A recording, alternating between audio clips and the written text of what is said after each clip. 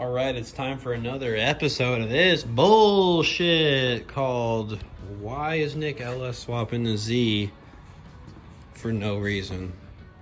And I guess I decided to take apart a perfectly good working car so I can have more power. Okay, so I might be a little bit messed up, like maybe buzzed / tipsy, but we'll do this, okay? So, got my ISR shifter relocation bracket and the whole kit that comes with it, of course. All that is on. We are good to go on the tranny side of things. As you can see, my ISR drive shaft is here, and no shit, it fits up perfectly. Air suspension needs to be warrantied out because the back strut has blown, and if you can see all that fluid and everything, that's no bueno. When you jack this car up, if you like wiggle on this wheel right here, it'll just bounce up and down, and all the other struts don't do that. And this is aired all the way out, although it's on jack stands, so you know your mom's okay with that wheel gap, you know what I mean? Like, fuck. But yep, swap harness is in. I bought a harness from a friend, or I was gonna have one made by him because he's done LS swaps before with other cars, so he knows what he's doing. However, I never got it, and it's been a month overdue. So I'm really not, I just decided to buy a new one. So I bought this off of Marketplace. Has all the plugs and everything that I'm gonna need. Red blue connectors, which coincidentally matches up with my ECU. And the rest of my rebuild kit, which I dropped off at the machine shop. Yeah, a lot has gone on. My life has been just so busy that it's been really hard to, keep up and make these videos and everything. But we're here doing the damn thing, right? Last night, I got, of course, the tranny out. A lot of the exhaust, there's still some left. But I'm gonna have to drop this fucking bullshit back here.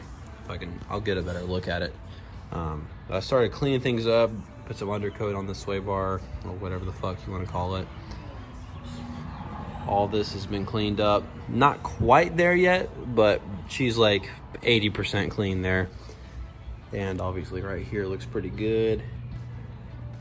Everything down here has been started to get cleaned up. I'm gonna do something about all this. I'm gonna have to do something about it. But hey, on the bright side, looks like we're good on brake fluid. Although it's dripping out of here because my dumb ass decided to use the clutch. Anyways, I'm gonna show you first inside. That light makes it look really bad. So this was actually a perfectly good working Z, perfectly good interior, but I said send it. And this is what I've been doing for the last 7 months. But I'm finally working on it as of about 3 or 4 days ago.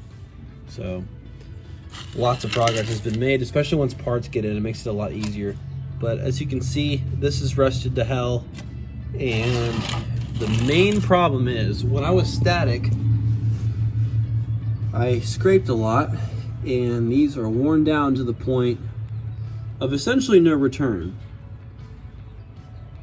And I'm gonna have to do something about it. And that's something, in order to get this exhaust off, this is gonna have to be dropped at some point.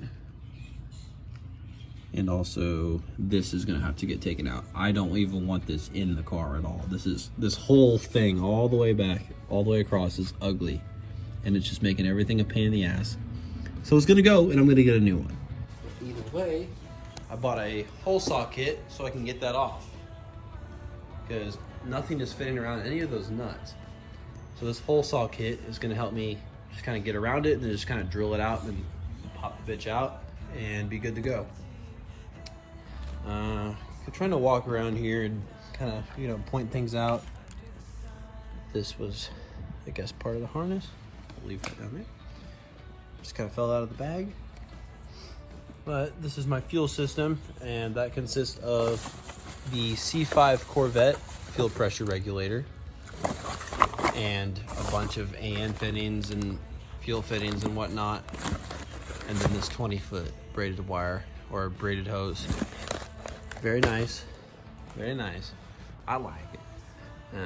Coronas help. They help a lot. Especially when your car doesn't really have a fucking thing in it. Like AC and power steering.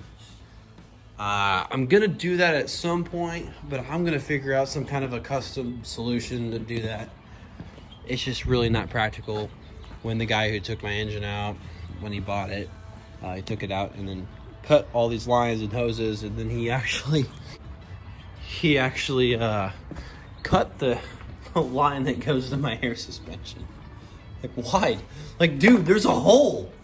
There's a hole there, bro. Like, do you not see the hole, bro? You're taking the engine out of a car, bro. Like, why you gotta do me like that?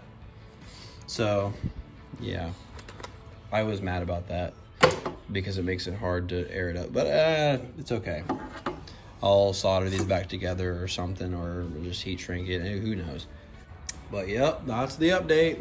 This is what everyone wanted to see. Never mind. This is not it. No, it is it. I'll show you guys that more stuff later because it's not even part of the build right now. I have a bunch of swap components that are going to be needed later. But basically everything is ordered, and here the only thing I have left to buy is the oil pan, the headers, and get my tune, which is a few $100. And we're good. And then, of course, you know, pay for the rest of the money for the machine shop to assemble the engine and everything. But yeah, there's more to come in the future, and we're still out here doing the damn thing. This will be addressed. I promise you.